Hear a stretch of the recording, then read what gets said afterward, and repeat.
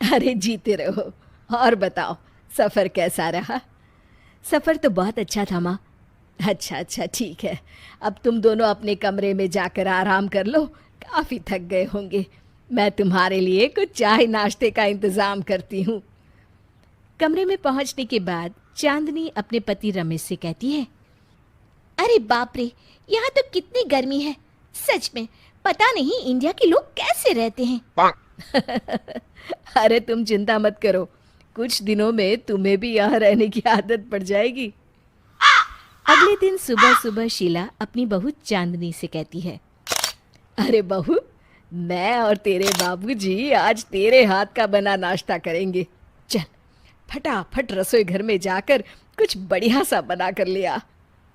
तभी चांदनी मुंह बनाते हुए कहती है, अरे माँ जी, अपने घर में कोई नौकर नहीं है क्या काम करने के लिए?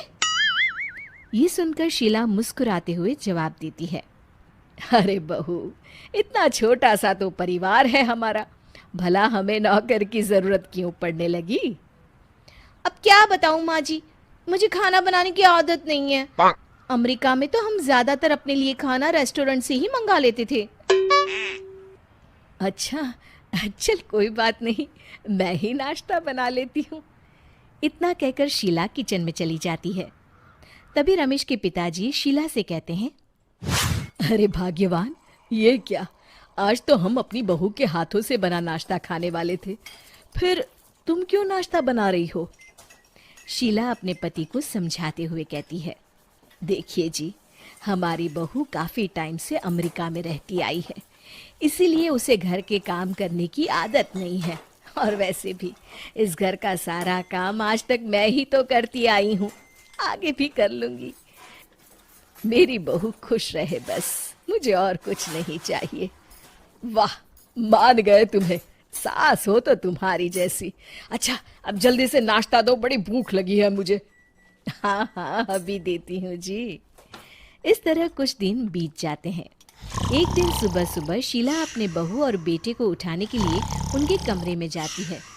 अरे उठो, सुबह हो गई। बहू, फटाफट नहा धोकर तैयार हो जा, हमें मंदिर जाना है। अपनी सास की बात सुनकर चांदनी अपनी सास से कहती है, अरे माँ जी, आज तो संडे है, इतनी सुबह सुबह मैं कहीं नहीं जाने वाली। मैं तो अपने कमरे में आराम करूंगी। आपको जाना है तो आप चली जाइए। तभी रमेश कहता है, अरे चांदनी, तुम्हें माँ के साथ मंदिर चले जाना चाहिए। देखिए जी, मुझे क्या करना है और क्या नहीं ये आप मुझे मत बताया करिए। मैं इन फिजूल की चीजों में अपना वक्त बर्बाद नहीं करती। अब आप जाइए। माँ जी, मुझे आराम करना है। तभी शीला कहती है, अरे रमेश बेटा, बहू नहीं जाना चाहती तो कोई बात नहीं, क्यों उस पर जोर दे रहा है, हैं? अच्छा ठीक है, तुम दोनों आराम करो, मैं मंदिर जा रही हूँ। और हाँ, तुम दोनों के लिए चाय नाश्ता किचन में रखा है। इतना कहकर शीला मंदिर जाने के लिए घर से निकल जाती है। कुछ दिनों के बाद मोहल्ले की सभी औरतें शीला के घर में उसकी बहू को देखने के लिए आती है। अरे शीला, हम सब औरतें तेरी बहू से मिलने आई हैं, जरा अपनी बहू को तो बुला। शीला बहू को आवाज देती है और तभी कमरे से चांदनी निकलकर वहां आती है। अरे बहू, कैसी हो? क्या नाम है तुम्हारा? जी चांदनी। बड़ा अच्छा नाम है। अच्छा, कहाँ तक पढ़ी हो? जी मैं ग्रेजुएट हूँ। अच्छा बहू, खाने में क्या क्या बना लेती हो?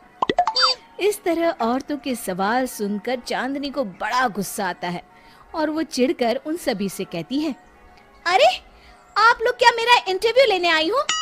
आप लोग मुझे नौकरी देने वाली हैं जो इस तरह के बेकार के सवाल मुझसे पूछ रही हैं? कितना पढ़ी लिखी है? नाम क्या है? खाना बना लेती हो कि नहीं? आप लोगों को कोई और काम नहीं है। माँ जी, आप इन लोगों से बात करिए, मैं चली अपने कमरे में। चांदनी नाराज होकर वहां से चली जाती है। उसके जाते ही मालती कहती है, अरे शीला, तेरी बहू तो बड़ी नकचड़ी है।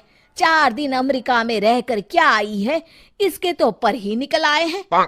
इसे तो लोगों से तमीज से बात करना तक नहीं आता। हो मालती बहन, ये बात तो तुमने बिल्कुल सही कही। भला हमारी बहुओं की इतनी मत है कि वो इस तरह जवाब दे। सच में शीला, भगवान जाने आगे तेरा क्या होगा। इसकी चिंता तुम लोग मत करो, जो होगा अच्छा ही होगा। अरे मेरी बहू इतने सालों से अमेरिका में रहती आई है, इसलिए उसे इन सब चीजों की आदत नहीं है। धीरे धीरे सब सीख जाएगी। और वैसे भी जैसी है मेरी बहू है, और मुझे अपनी बहू से कोई तकलीफ नहीं है। विमला सोफे से उठते हुए कहती है, जैसी तुम्हारी मर्जी। अच्छा, अब हम लोगों को चलना चाहिए, चलो बहनों। इतना कहकर विमला बाकी औरतों को लेकर वहां से चली जाती है।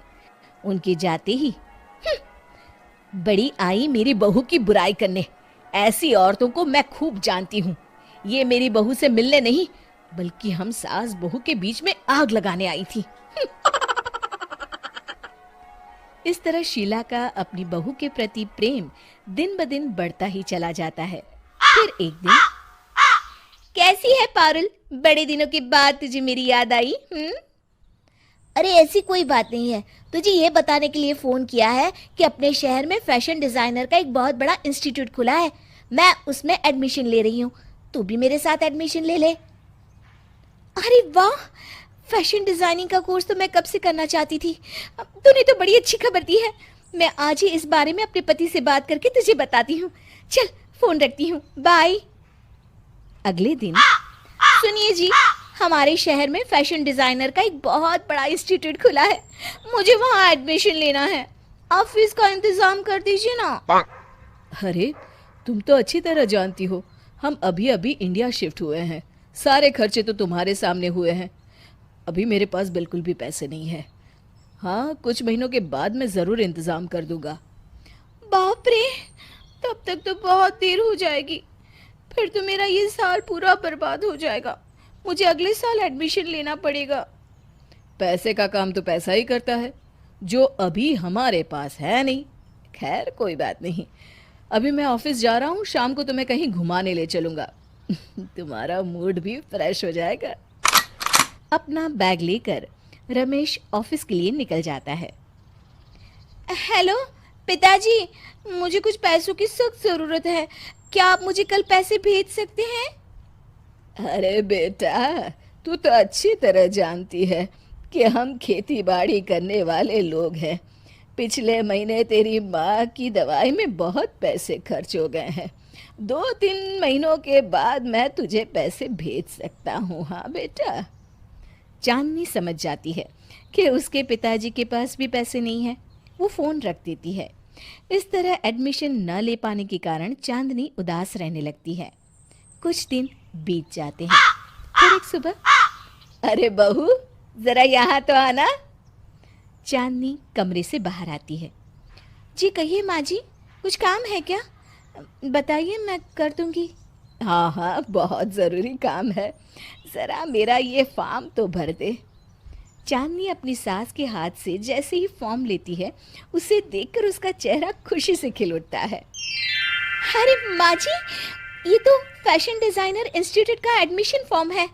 मैं यहाँ एडमिशन लेना चाहती थी, पर पैसे ना होने की वजह से मैं ना ले पाई। आप ये फॉर्म मेरे लिए लेकर आई हैं? हाँ बहू, और इतना ही नहीं, मैंने तो तेरा वहाँ एडमिशन भी करवा दिया है। सारे पैसे भी जमा कर दिए हैं। बस तू ये फॉर्म भर दे।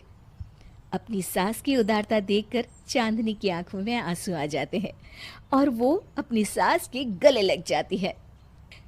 अरे बहू, मेरे होते हुए तुझे किसी चीज़ की चिंता करने की ज़रूरत नहीं है। मैं तेरी सास नहीं, माँ हूँ पगली।